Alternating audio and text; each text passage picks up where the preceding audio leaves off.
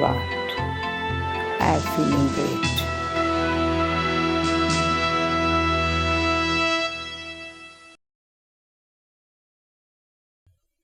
Welcome back to our meditation special series on Light of Knowledge. So far, we've been discussing the effects of meditation on different aspects of the society. We've talked about meditation in general. We've talked about how meditation can influence little kids. Not only just little kids, but how can it influence teenagers? And now we're going to move on to youth. The age group we're talking about here is from 20 to 30 years of age. And it has been said that if we can inculcate good habits in youth, then it will make a big difference. But as we have been seeing in this series, it is not just the youth, but we have to start inculcating good habits right from childhood. And we will take this discussion up further. And to help us with this discussion, we have with us in our studio today, Dr. Donika. So let us all please welcome Dr. Donika. Welcome, Dr. Donika, to the show. Thank you. Om Shanti. Om Shanti. Dr. Donika, youth, just the word youth springs up a lot of vivid images in front of us. Youth is a time where you enjoy your life. It's a time where you hang out with your friends. You have a lot of dreams and you have a lot of plans as well. But at the same time, it can come with the downside. And the downside is where you have to think about your future, because this is a time when you're going to start getting a job. So we would like to know, what are the ways in which meditation can influence the youth? The first thing that strikes our mind as soon as we say youth, the starting is the energy. That's very true. That's very true. Youth have so much of energy then that they can expand it in any way. They can utilize this energy for their development too. And if this energy is utilized in the right way, we can see that wonders can be done. And meditation adds power to this energy. Means the person who is thinking that I want to do this, if he is doing with meditation, he will have a focus on it. Along with it, we see that meditation makes a person relaxed, soothing, so that he can achieve his targets and at the same time, he can do the best at his point. You know what I was thinking? If we missed out on meditation as a child or as a teenager, is it too late to start meditating as a youth? It's never too late to start meditation, because the moment we initialize this and the moment we get the inspiration that I have to start the motivational inspiration of meditation, that itself is the point where we can have, it's the very good beginning. The reason I asked this question is youth is a time when you've just graduated from college and you're looking for a job, you're looking to establish a family, you know, you have those big dreams of landing the perfect job. So that can get a little stressful. It can be stressful, firstly, when what we are looking as perfect, if we are not getting that thing, then we may feel that, oh, I have thought of something else and I am getting something different. And here the feeling of compromise, that I have to compromise with this situation. Or sometimes it happens that he has dreams of doing something else. He has a dream vision of going to do a job somewhere else, and some or the other how he is not getting that field, he has to go with another field. He thinks that somewhere or the other he has missed his chance. So how can meditation help in this process? Because it's not wrong to have dreams or goals. And say if I wanted to have a job in a certain pharmaceutical industry, for example, but I don't get that job, and instead I'm working at, according to me, which is something like a smaller place. So what should I do in this case? Many times it happens that we have the targets, and I would like to narrate one incident. One of the person who wanted to do the job had come to me, and he was very stressed, and he said, "Doctor, I have missed something." I said, "What?" And he was very stressed and said that I had an interview in the company and I didn't go through it. I was like not selected for the job. I said, "It's okay, you can be selected for the another one." But I thought he was trying to tell me something. somewhere or the other he wanted to tell something, but he was missing it. After a ponder, I asked him, do you want to tell anything else? So he said yes. One of my colleagues, I took him with myself because I thought that I shall have one colleague for going along with me. Oh, and let me guess, the colleague got the job? And yes, the colleague got the job and he didn't get. So he was so much shocked. Like, I was fully prepared for that and he was not at all prepared.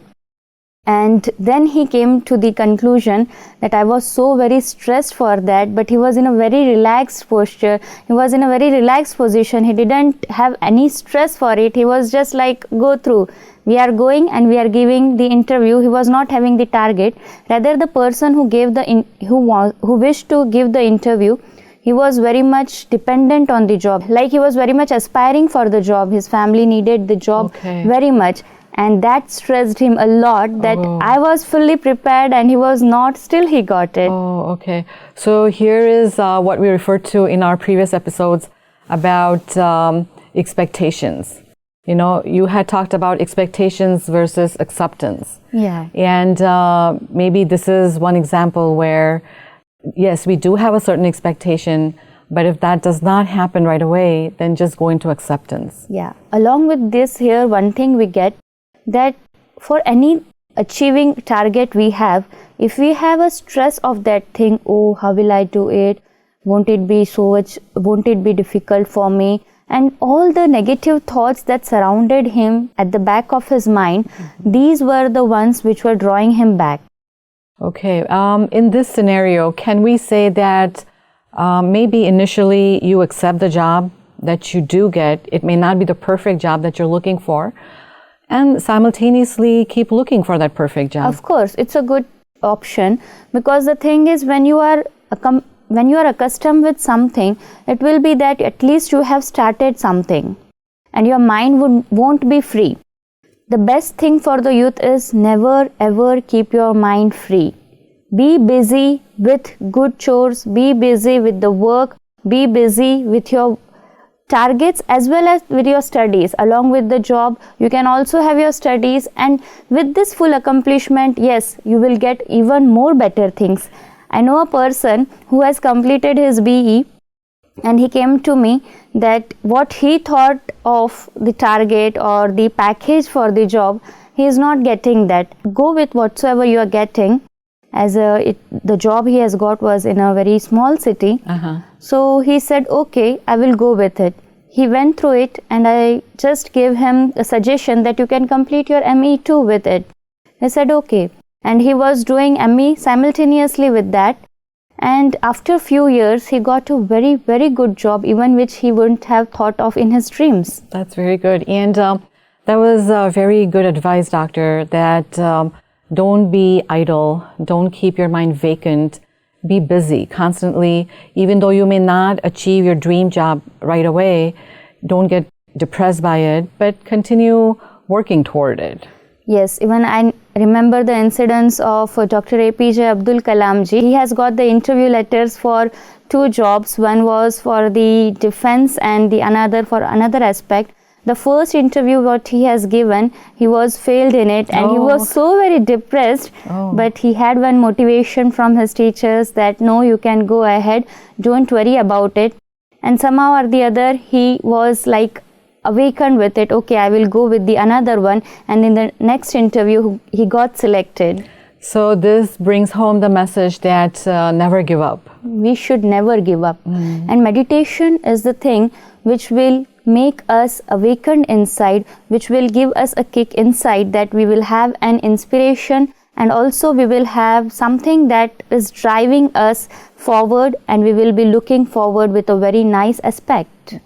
You know, I was thinking as we were talking that part of the reason why youth is so stressed out about landing the perfect job is they have high dreams, like big dreams. They want to have a big house, a sports car, and eventually, of course, you know, they want to start a family. And what about having these kind of expectations? Like, yes, I have to have, you know, a big house. I have to have that sports car. And a lot of times I've seen this comes because of competition. You know, my friend has that perfect car or that perfect house, so even I need one.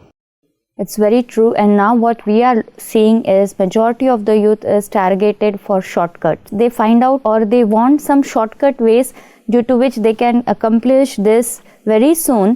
But I would suggest to the youth that these short period targets, or you can say these shortcuts, would never work so good as is the hard work will. With the hard work, yeah, you will take some time. The more bigger house what you were thinking can't be there, but the small one will give you a good rest, and rather it will give you a good start. From here, if you are satisfied with this aspect and keep working, of course you can achieve the targets sooner or later. But to do the work with shortcut or achieving the dreams what they have thought of in a very short period and utilizing some negative aspects, this will harm their character as well as their personality, and to the long extent they will land up in some depression, or you can say somewhere or the other it happens that they don't find it right now that what they have done is wrong, but later they may have that guilt too.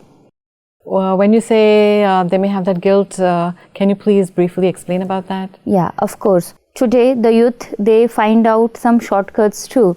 I remember a person who just thought that if I have to reach, I can't do with my work, I will have some another option.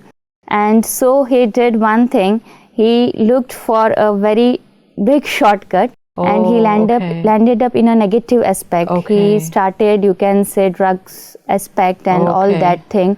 And this was when he recalled it, or when he found that I'm at a wrong place, that was too late. It was too late. Yeah. But can we say also, yes, maybe it was too late, but again, it's not really too late.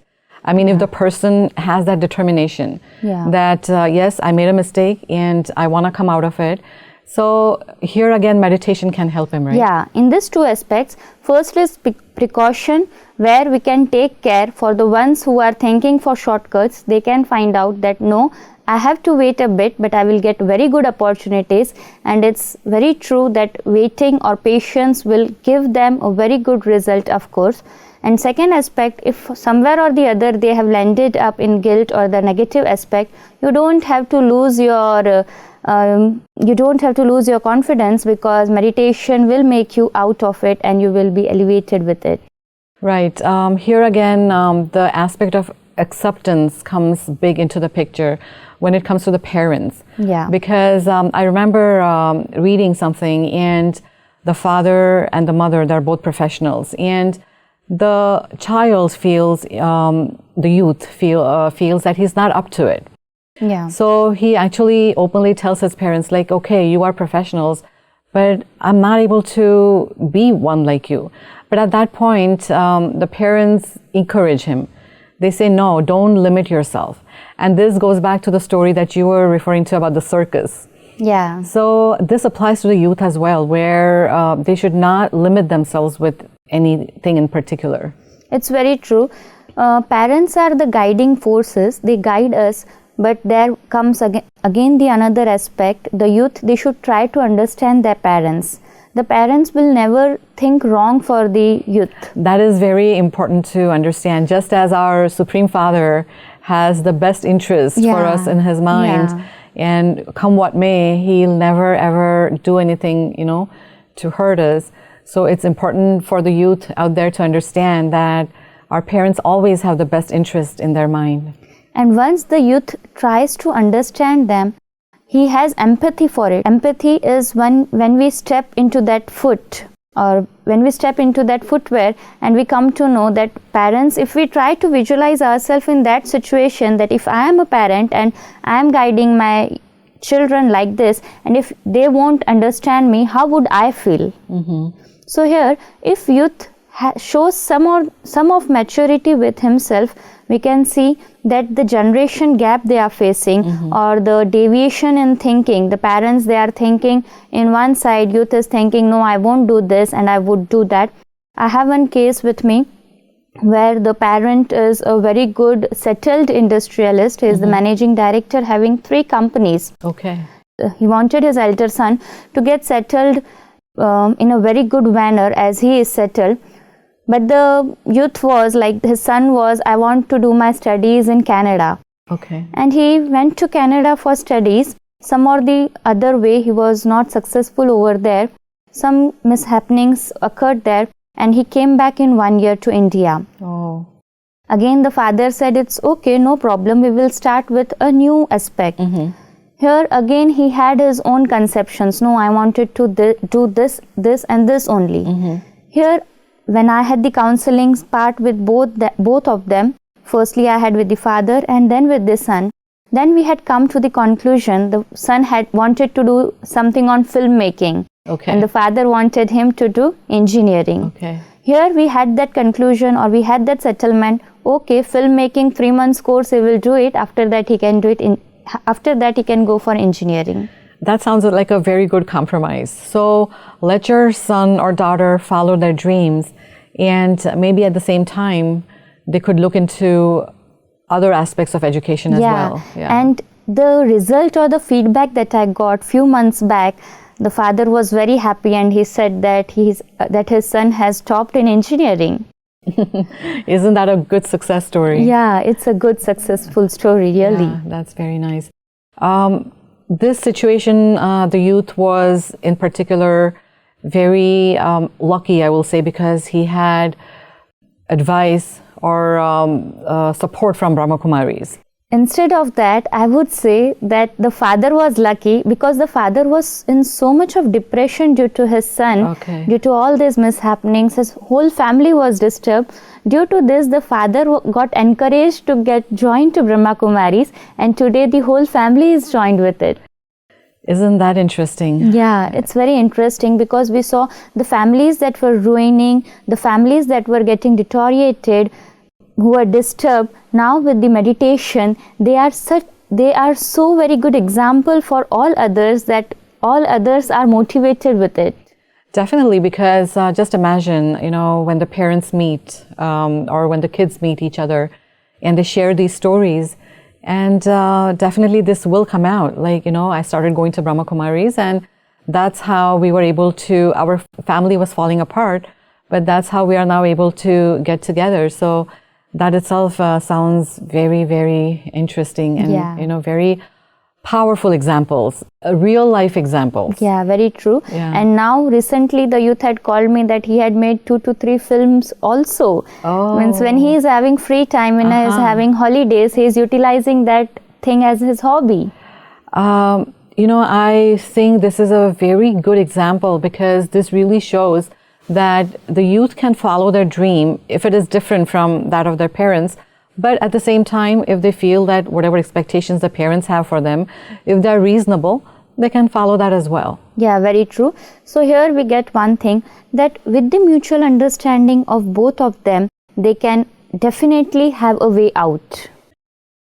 Sometimes what happens, sister, is if there is no compromise between parents and the youth, or if there is no understanding between the two, it can happen that the youth may take to unhealthy lifestyle. And that can be very, it can be having a very negative impact on the family as a whole. Yes. And the incidents what I was narrating to previously, there also the same thing happened, that as there was no mutual understanding before, the son, what did he do? He locked his door from inside, and from the back door he ran away. Oh no. For 2 to 3 days, his family were like finding him like anything, where he has gone, where is he? They were having no idea. And this son, like, they are not understanding me, they are not going with what I want to do, so I won't be there. So this is a very powerful lesson for us, that, please talk to the youth. Talk to your children, because just a simple conversation with them, just make them sit down and talk to them openly like a friend. Yes, the father was very good or very right on his aspect, that no, whatsoever is what I am thinking for my child or for my son, that would make him a good person later on. But here we should be a little bit flexible too with the son or the daughter, so that they can understand them what they actually want from their life, and a little talk will of course solve all the problems. So in this example, it tells us that parental pressure can be detrimental to the youth. And if the father, in this situation, who approached Brahma Kumaris? Was it the father or was it the youth? The father had approached Brahma Kumaris, but of course it's true that parental pressure, and sometimes it's both. You see, today the youth is also creating pressure on parents. That's very that if true. you don't do like this, I will do this. That was what we were seeing, no? Right. So here, somewhere or the other, both were at pressures. A large amount of negative energy was being exchanged between both of them. They were so far that they won't even receive each other's call. Oh my God. But firstly, the father and his mother got associated with Brahma Kumaris. They had done the basic Rajyoga Meditation course over here, and they discussed their problem with us. Then we thought of having a counseling session with their son also, and then we had a counseling session with their son. The son then came up with all the aspects which he was not friendly to talk with their parents. Yes. But it was like amazing for the parents too, that they were very, very frank with us. They spoke, the child or the son spoke everything what he was thinking and what desires and ambitions he was having. And when we approached the same things, we told the same things to the parents thought that, oh, we were missing something, and now they got enrolled with that situation. And as soon as they understood the situation of the child, they also thought of, no, we can have some mutual understanding.